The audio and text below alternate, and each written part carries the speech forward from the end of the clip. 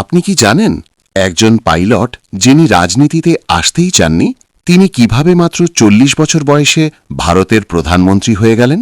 এই গল্প শুধু রাজনীতির নয়, এটা ভাগ্য, ট্র্যাজেডি আর ক্ষমতার গল্প। ১৯৮৪ সাল ভারতের রাজনীতিতে এক ভয়ঙ্কর দিন।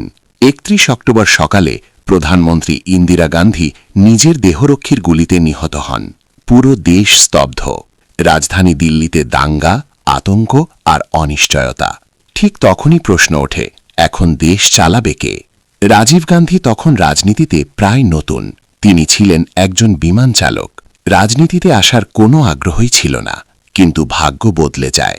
রাজীব গান্ধী ছিলেন জওহরলাল নেহরুর নাতি, ইন্দিরা গান্ধীর পুত্র, সঞ্জয় গান্ধীর মৃত্যুর পর পরিবারের একমাত্র উত্তরসূরি। নেহরু গান্ধী পরিবার তখন কংগ্রেস আর দেশের রাজনীতির কেন্দ্রবিন্দু। দেশ যখন সংকটে, কংগ্রেস দল মনে করল পরিচিত নামই দেশকে স্থিরতা দিতে পারবে, আর সেই নাম রাজীব গান্ধী। ১৯৮৪ সালের ৩১ অক্টোবর মাত্র ৪০ বছর বয়সে রাজীব গান্ধী ভারতের প্রধানমন্ত্রী হিসেবে শপথ নেন। এরপর আসে নির্বাচন।